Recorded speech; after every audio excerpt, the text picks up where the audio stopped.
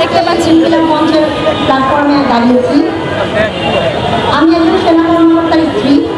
আমার আজকে এই জায়গায় আসার কথা না, কিন্তু আজকে আমি বাধ্য হয়ে আপনাদের সামনে এসেছি। তার কারণ হচ্ছে, আপনারা হয়তো জানেন না, আমার স্বামীকে আজ পর্যন্ত পাওয়া যায়নি। আমার প্রথমে শুনেছিলাম যে আমার স্বামীর লাশটা পুরানো হয়েছে। আমার স্বামীর নামে 4টা ডেথ সার্টিফিকেট ইস্যু হয়েছে এবং একটা লাশ দাফন হয়েছে, যে লাশটা আমার স্বামীর না। তারপরে গত 25 ফেব্রুয়ারি 2025-এ সাংবাদিক ইলিয়াস হোসেনের একটা ডকুমেন্টারিতে জানতে পারি যে আমার স্বামীকে 27 ফেব্রুয়ারি 2009-এ এমপি তাপস গুম করে নিয়ে গেছে।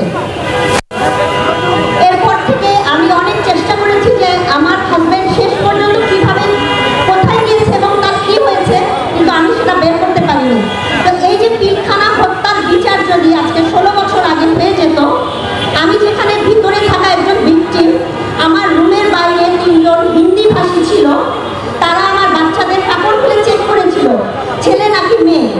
সেখানে আরও অনেক কর্মকর্তাদের বাচ্চা ছিল, যাদের ছেলে বাচ্চা চেনা যাচ্ছিল, তাদেরকেও তারা মেরে ফেলতে চেয়েছিল, তারাও হিন্দি ভাষী ছিল। আমাদের অনেক অফিসারের মিসেসরা আছেন যারা বলতে ভয় পান সে ভিতরে হিন্দি ভাষী ছিল। আমাদেরকে এভাবেই রাখা হয়েছে এবং আমাদের মধ্যে কিছু সুবিধাবাদী পরিবার আছেন যারা কোনোভাবেই বলতে দেয় না এই পর্যন্ত, যার কারণে সবাই 16 বছরে থেমে গেছে। আমার কি হবে?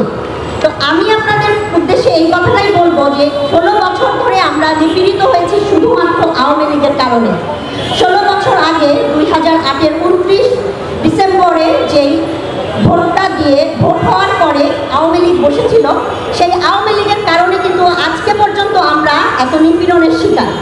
এই জুলাই আন্দোলনে এত কিছু হলো, এত সন্তান মারা গেল, এত মা বুকহারা হলো।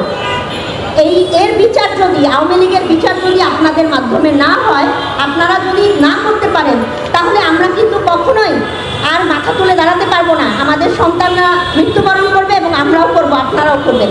বাংলাদেশ কখনোই আর বাংলাদেশ হতে পারবে না, আওয়ামী লীগের পায়ের নিচেই থেকে যাবে।